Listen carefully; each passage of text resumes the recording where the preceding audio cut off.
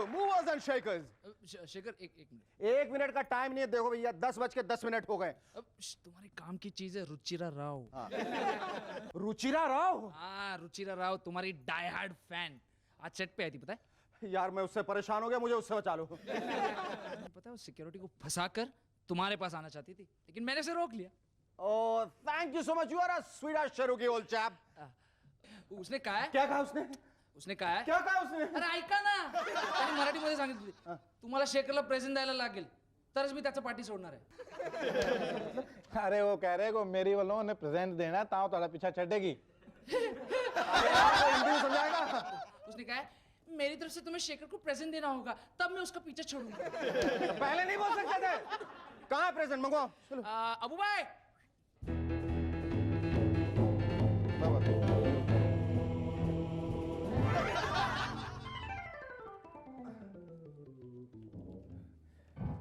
इतना बड़ा present.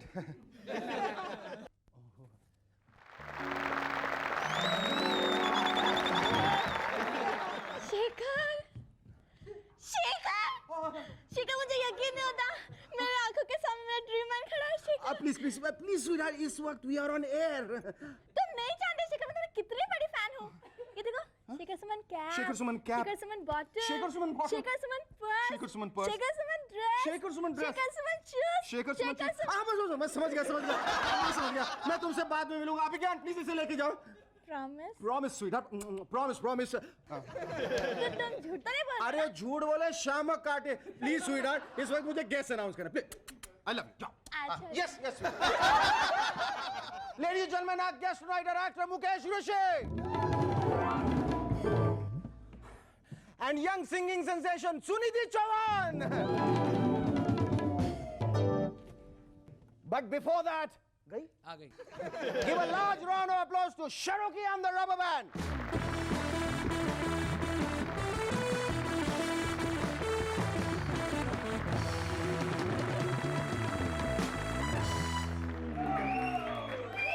Hello, welcome back. I'm SS and you watching MNS.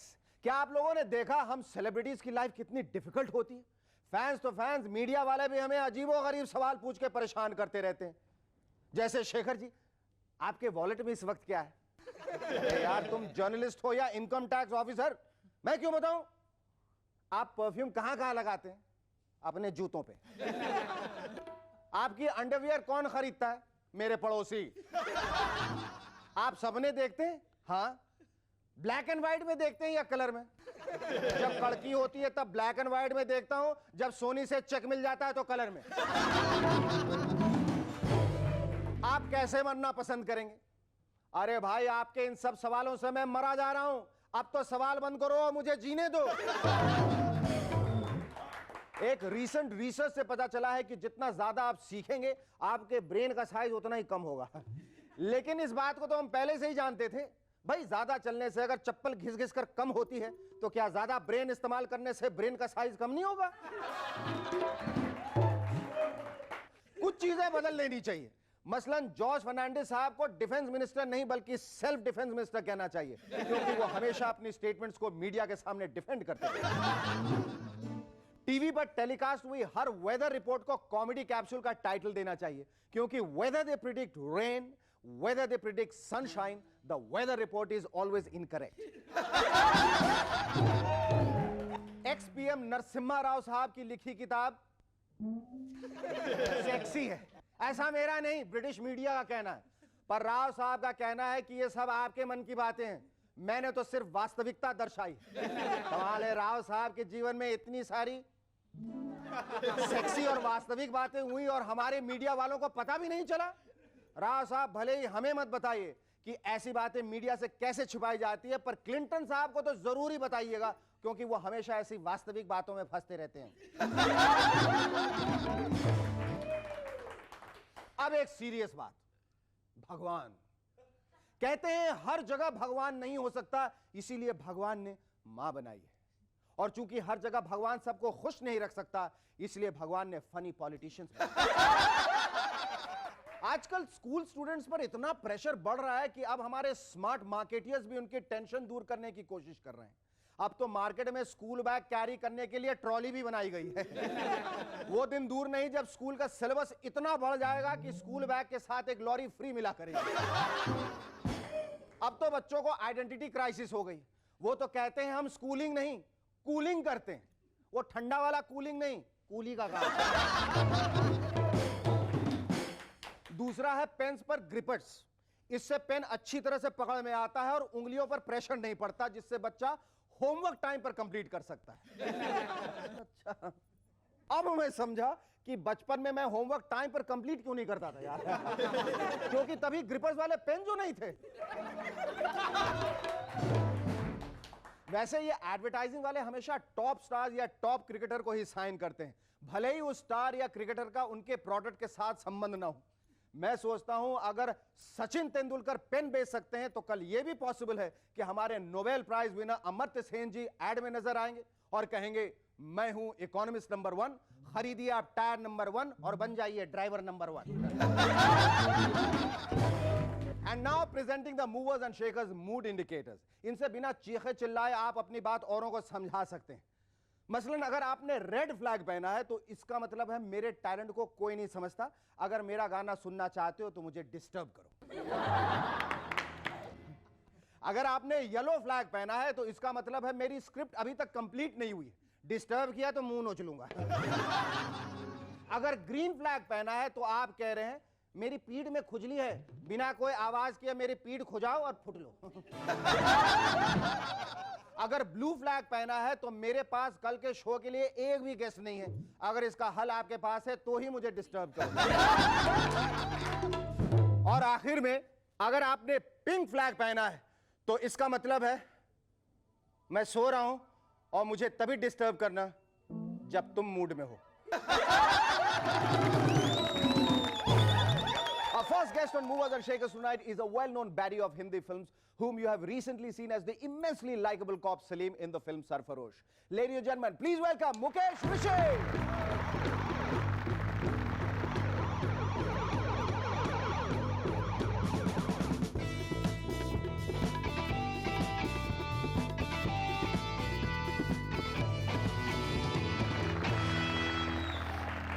Mukesh, इतने सालों के जद्दोजहद और स्ट्रगल के बाद, how do you feel when eventually you got what you deserved? Feeling very nice of course. और कैसा लग रहा है? बहुत अच्छा, बहुत अच्छा। बहुत अच्छा। Mukesh, I sincerely feel that what you have achieved now should have come to you much earlier. मुझे याद है कि हम दोनों साथ में काम कर रहे थे सीरियल रिपोर्टर में, और सरफरोशी की तमन्ना तब तुम्हारे दिल में थी और तब तुम्हें देखना था कि जोर कितना बाजू है कातिल में। बट तुम्हें कभी इस स्ट्रगल के दौरान ऐसा लगा कि अब मुझसे बर्दाश्त नहीं होता, मुझे हार मान लेनी चाहिए? I think patience has paid me a lot now. पर किस किस्म की मानसिक परिस्थिति से तुम गुजर रहे थे जब जिस किस्म की सफलता चाहिए जब वो हाथ नहीं आती है, जब वो सामने नहीं आती है तो मायूसी बहुत हो जाती है। स्पेशली हमारी फिल्म इंडस्ट्री में जब एक बार आदमी पिछड़ जाता है तो फिर पिछड़ता ही चला जाता है। उसके बाद उन परेशानियों का तुमने सामना किया, उनसे जूझे, उनसे लड़े और अब इस मकाम पे आए हो। मुझे क्या हुआ कि जब गर्दिश शुरू हुई तो मुझे मेन विलन का रोल किया। उसके बाद तीसरी, चौथी, पांचवी फिल्म विलन का रोल शेयर किया अनुपम जी से, डैनी साहब के साथ में। फिर कुछ फिल्में मिली जिसमें फिर मेन विलन रहा। अच्छा। तो ये सिलसिला जो था मेन विलन और दूसरे विलन का चलता रहा। तो इस सिलसिले में सरफरोश तक मैं यहाँ तक पहुँच गया था कि now people are taking me as a main villain. अच्छा। तो वो जो एक फीलिंग होती है कि मुझे अब ये क्यों सरफरोश क्यों नहीं मिल रही है, वो ऐसा हुआ ही नहीं मेरे साथ में। एंड सडनली न्यूज़ मिली मेरे को कि आमिर ने कहा कि आप जॉन से मिलो जाके। How did Amir think of this? आते हमने एक फिल्म की थी बाजी साथ में दोनों ने, शायद उनके दिमाग में होगा मेरे बारे में। जब उन्होंने ये रोल सुना तो उसके बाद में उन्होंने मुझे कहा कि बाजी की शूटिंग ही चल रही थी। अच्छा। तो उन्होंने मुझे कहा कि तुम जॉन से मिलो जाके। That's how I went and met John. But did you have to go through an audition all over again? Yes. हाँ? Yes. आपने कभी उनसे पूछने की कोशिश की कि मुझे आपने इस पॉजिटिव छवि में, ये जो सकारात्मक छवि जो है पॉजिटिव रोल में कैसे कंसीव कैसे एक्चुअली किया? क्या हुआ शेखर साहब, जॉन साहब ने मुझे घर पे बुलाया डिनर पे, और जॉन साहब इतने सीधे आदमी हैं और मुझे लगा कि सीधे आदमी को सीधा आदमी मिला है। और उन्होंने बड़ी ईमानदारी से मुझसे कहा कि आपको स्क्रीन टेस्ट देना पड़ेगा। अच्छा। लेकिन उससे पहले वो बहुत कुछ रोल के बारे में बता चुके थे। और रोल इतना अच्छा लगा था मेरे को, मुझे लगा कि अगर मैं स्क्रीन टेस्ट फेल भी हो गया तो मैं कुछ लूज करने वाला नहीं हूँ, क्योंकि अभी मैंने इतना कुछ किया ही नहीं है। और अगर पास हो गया तो एक बहुत बड़ा रोल मेरे हाथ में आएगा। तो I said yes, I am ready for this. बचाइए अपने मुल्क को, अपने घर को। अब मेरी क्या जरूरत है? जरूरत है सलीम। इस घर को बचाने के लिए मुझे एक नहीं 10 सलीम की जरूरत है। 10 नहीं साहब, 10,000 मिलेंगे अगर आप भरोसा करेंगे तो। सलीम, मेरी बात सुनिए सर, फिर कभी किसी सलीम से मत कहना ये मुल्क उसका घर नहीं। Mukesh, we're going to take a short break, after which tell us how was it to work with a perfectionist like Amir. Also, ये बताना कि लोग स्ट्रगल करके बहुत आमिर जैसे परफेक्शनिस्ट के साथ काम करके तुम्हें कैसा लगा? I mean, तुमने तो बहुत सारे एक्टर्स के साथ काम किया, लेकिन हमने सबने ऐसा सुना है कि आमिर जो हैं वो बहुत ज़्यादा परफेक्शन में बिलीव करते हैं। Yes, no doubt about that. और उसके साथ काम करके मुझे भी बहुत कुछ सीखने को मिला है, क्योंकि अप्रोच जो है अपने काम की तरफ जो है वो ऐसे लोगों से मिलती है ज़्यादातर जो लोग सीरियस होते हैं। तो मुझे बहुत मज़ा आया। तुम फिल्म में सबसे तुम्हारा यादगार शॉट कौन सा था या सीन? और मेरे लिए तो सब सीन एक जैसे है, क्योंकि मुझे सर पे टेंशन बहुत है। टेंशन बहुत बहुत। क्यों? किस किस्म का टेंशन है तुम्हें? क्योंकि ये मेरे दिमाग में डाल दिया गया था कि रोल बहुत इंपॉर्टेंट और पहली बार जब फिल्म के रशेस आए, तुमने अपने आप को देखा स्क्रीन में, फिल्म जब मुकम्मल हुई तो तुमने जब देखा? हाँ, उस वक्त भी मुझे कुछ मालूम नहीं पड़ा मैंने क्या किया। अच्छा। फिल्म रिलीज हो गई थी, मैं उन दिनों जम्मू में शूटिंग कर रहा था, 2 हफ्ते वहाँ रहा। मैं जब रिलीज हुई तो वहीं पे था। जब बॉम्बे में वापस आया तो फिल्म मैंने 3 हफ्ते के बाद बॉम्बे थिएटर में देखी, तब मुझे मालूम पड़ा कि मैंने क्या किया। तब इतने देर के बाद एहसास हुआ। Now what kind of roles are you looking for in? I think मुझे सबसे बड़ी खुशी की बात यह है कि लोगों ने पॉजिटिव पसंद किया। तो मेरी कोशिश रहेगी कि दोनों में से जो भी मुझे अच्छा मिलेगा, I'll take it। अच्छा, आप ये भी बताते जाइए कि आप बम्बई से जो आपका सफर जो है, जो सफर आपका जो था फिल्म इंडस्ट्री का, वो फीजी के थ्रू क्यों हुआ? मेरी वाइफ केशनी ऋषि उनका नाम है, हम दोनों चंडीगढ़ में साथ में पढ़ते थे, साथ कॉलेज में। तो वहाँ इश्क हो गया था। तो ग्रेजुएशन के बाद वो फीजी चली गई, मैं बॉम्बे आ गया। ये कैसा इश्क था? वो होना था, अच्छा, जरूरी था। तो यहाँ कुछ साल मैंने अपने घर का फैमिली बिजनेस ट्राई किया, वो फीजी चली गई। या बिजनेस में मैं maybe I am not right for the business, तो मैं फीजी चला गया। फीजी में कुछ साल रहा, वहाँ से न्यूजीलैंड चला गया। अरे बाप रे, बहुत लंबा सफर। न्यूजीलैंड में मैंने मॉडलिंग करना शुरू कर दिया, फैशन शोज। ओके। वो फैशन शो से शुरुआत हुई मेरे अंदर की, भाई इतनी दूर आके अगर कुछ हो सकता है तो वहाँ अपने वतन में क्यों नहीं? तो मुझे लगा कि मुझे जब थोड़ा एक्सपीरियंस हुआ शोज में और अच्छा रिस्पांस मिला वहाँ से, तो मुझे लगा कि मुझे हिंदुस्तान वापस जाना है। और मौका मिला, वापस आया और मैं डिसाइड करके आया था। तो तुम्हारी कौन सी ऐसी फिल्म है जो अभी आने वाली है जिसको लेकर तुम बहुत ज़्यादा उत्साहित हो? फिल्में तो मैं ईमानदारी से कहूँ तो मेरे लिए हर फिल्म जो है इम्पोर्टेंट रही है, क्योंकि मुझे कुछ ना कुछ सीखने को मिला उस फिल्म में से। अभी आने की कोहराम थोड़ी सी अभी लोगों ने पॉजिटिव देखा है, फिर थोड़ा नेगेटिव देखेंगे। जो इस गफूर चंगेजी के साथ टकराने की हिम्मत करेगा। दोस्तों, अब हमको यही देखना है कि आतंकवाद के बढ़ते हुए कदम कौन रोक सकता है। तो कोशिश यही रहेगी कि जो भी रोल मिले उनमें अपना जो हिस्सा है, पार्ट है मेरा एज एन आर्टिस्ट, वो मैं पूरा करूं। नहीं, हम तो यही कहना चाहते हैं कि जिस ईमानदारी से तुम रोल को परखते हो और जिस ईमानदारी से रोल को निभाते हो, मेरे ख्याल से तुम्हें अच्छे रोल्स हमेशा ज़िंदगी में मिलते रहेंगे, और जो सफलता तुम्हें अभी मिली उससे कई गुना ज़्यादा तुम्हें आगे भविष्य मिलेगी। Thank you so much. Our second guest on MNS tonight is fast becoming a voice to reckon with. She has recently sung for the national award-winning film Samar, and also the immensely popular number Ladki Diwani Dekho Ladka Diwana from the film Shastra. She's now all set to woo her audience with her must numbers in Ram Gopal Verma's forthcoming film Must. Ladies and gentlemen, please welcome Sunidhi Chauhan.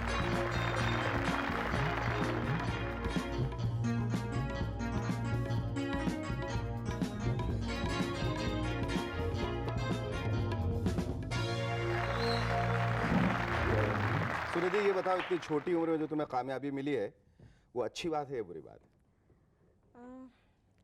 अच्छी भी बात है और कुछ लोगों के लिए बुरी भी बात है। क्यों, समझाओ मुझे। क्योंकि अच्छी बात किस तरह से? आई थिंक कि कुछ लोग होते हैं जो तारीफ सुन के शायद उनका दिमाग खराब हो जाता है। सही बात है। तो बस संभल के रहना चाहिए और अपनी मेहनत करनी चाहिए, बाकी तो भगवान के ऊपर है।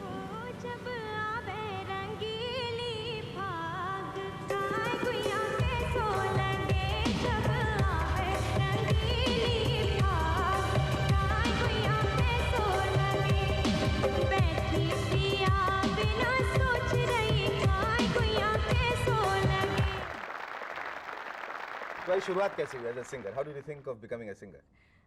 मैं बहुत छोटी थी तो बस रेडियो के साथ लता जी के गाने गाती थी और वो शौक था, फिर वो प्रोफेशन हो गया आगे जाके। और तुम्हारा पहला गाना कौन सा था? पहला गाना फिल्म में शस्त्र फिल्म शस्त्र थी, में, उसमें मैंने गाया था वो भी। और ये मेरे लिए बहुत खुशनसीबी की बात है कि मैंने हीरोइन के लिए, वो भी जब मैं 10 साल की थी तब मैंने वो गाना गाया। वाह, जब तुम 10 साल की थी जो तुमने गाना सुनाया था। इतने सारे म्यूजिक डायरेक्टर के साथ तुमने काम किया, लेकिन अब जो तुम्हारा गाना आ रहा है जो टेलीविजन पे, जिसके मेरे ख्याल से शुरुआत होने वाली है, हो चुकी है, फिल्म मस्त, राम गोपाल वर्मा की। आफ्टर कौन you have work with Sandeep Chowta. How does it feel? पहले तो संदीप जी के बारे में जो मैं कहूँ, मैंने बहुत सारे म्यूजिक डायरेक्टर के साथ काम किया, लेकिन संदीप जी के साथ मुझे बहुत ही ज़्यादा मज़ा आया, क्योंकि मेरे विचार और उनके विचार काफ़ी मिलते हैं। जैसे मैं बहुत जिस टाइप का म्यूज़िक मैं सुनना पसंद करती थी, और कभी मेरी जो ख्वाहिश थी कि मैं इस तरह के गाने गाऊं, वो 3 गाने में मुझे वो पूरा मिल गया। एक बहुत बड़ी ख्वाहिश है, बहुत बड़ी। हाँ, बहुत बड़ी ख्वाहिश बताइए। कि मैं माइकल जैक्सन के साथ परफॉर्म करूं और मराय कैरी के साथ। मराय कैरी के साथ और माइकल जैक्सन के साथ हम सब यही दुआ करते हैं, हमारी यही मनोकामना है कि आपकी ये बड़ी सी ख्वाहिश एक दिन जरूर पूरी हो। Thank you so much Sunidhi, lovely joining you. Thank you. आज का यह खत भेजा है सिलीगुड़ी से संजय रॉय ने। लिखते हैं, देश में इन दिनों आर्मी ज्वाइन करने का क्रेज एक बार फिर से जोर पकड़ने लगा है। यहां तक कि जब कल्लू राम भी फौज में जाने की तैयारी में दिखा तो मैंने कहा, कल्लू राम तुम्हारे बालों में धीरे धीरे सफेदी झांकने लगी है, और एक तुम हो जो अब मिलिट्री में भर्ती होना चाहते हो। इसमें कल्लू राम का जवाब था, बाल सफेद हो रहे हैं इसीलिए तो आर्मी में जाना चाहता हूं, क्योंकि यही एक ऐसी लाइन है जिसे ज्वाइन करते ही आदमी जवान कहलाता है।